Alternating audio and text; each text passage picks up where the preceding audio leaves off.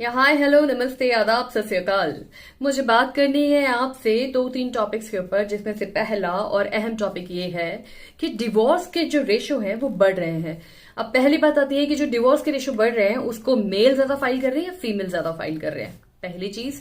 दूसरी चीज, किसके फेवर में ये ज्यादा रहता है। और तीसरी चीज, अगर आप सही हैं और उसके बाद भी आपके ऊपर झूठे एलिगेशन लगा के ये फाइल किया गया है तो क्या हो सकता है।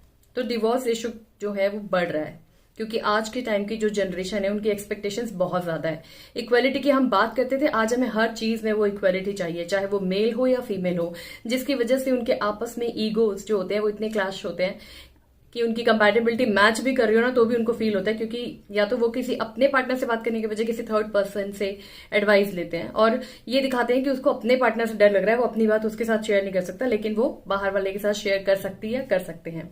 तो that is one of the very negative point, जिसकी वजह से थर्ड की इंटरफेरेंस होने की वजह से, थर्ड पर्सन की इंटरफेरेंस की वजह से आपका रिश्ते में कहीं गैप आ जाता है। और जिस रिश्ते में गैप आ जाए, कम्युनिकेशन गैप, कम्युनिकेशन ना हो, तो वहां पर चांसेस रहते ही हैं कि डिवोर्स हो जाए।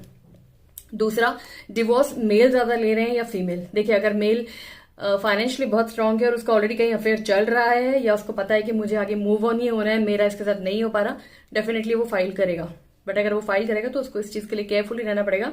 अगर सामने वाली पार्टी नहीं डिवोर्स देना चाहती है तो फिर उसको लड़ने के लिए तैयार रहना पड़ेगा, क्योंकि अगर सामने वाला डिवोर्स नहीं देना चाहता और वो सही अपनी जगह पे और उसको पैसे से भी कोई लेना देना नहीं है, तो अल्टीमेटली आपने उसका इस्तेमाल किया, इस्तेमाल करके जब आपका मन भर गया तो यू हैव टू डिसाइड कि भाई मुझे अब नहीं रहना, मेरा मन भर गया, मेरे को मूव ऑन करना है, विदाउट एनी कोई स्पेसिफिक रीजन कि आप कोई भी सिली रीजन दे सकते हो उसमें कि आपको उस इंसान से दूर रहना है।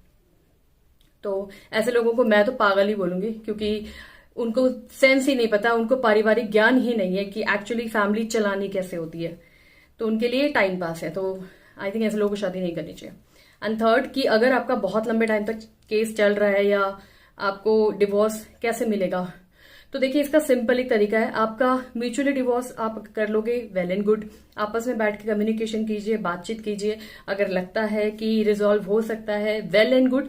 आपके पास कोई स्पेसिफिक एग्जैक्ट रीजन है जिसकी वजह से आप सामने वाले को छोड़ना चाहते हो, या वो इतना अनोइंग है या आपके साथ आपस में बिल्कुल भी नहीं बन पा रही और आपने बहुत एफर्ट्स किए हैं उसके बाद भी नहीं बन पा रही, तो मैं डेफिनेटली उस बंदे को सपोर्ट करूंगी जो डिवोर्स लेना चाहता है और उसके पास बहुत सारे रीजन होंगे। इसके लिए वो सिंपली जा सकता है। आजकल के टाइम पे आपका एक सेक्शन आया हुआ है जिसमें आप किसी के साथ लिव इन रिलेशनशिप में रह सकते हो, और सामने वाले को अगर ऑब्जेक्शन हुआ तो अल्टीमेटली वो आपको उस चीज के लिए बोलेगा और कहीं ना कहीं बात आगे बढ़ेगी तो वो डिवोर्स तक जा सकती है। बट थोड़ा सा एहतियात बरतिएगा, बट आपको सही होना बहुत जरूरी है इसमें, वरना नहीं तो आपके ऊपर फाइन है।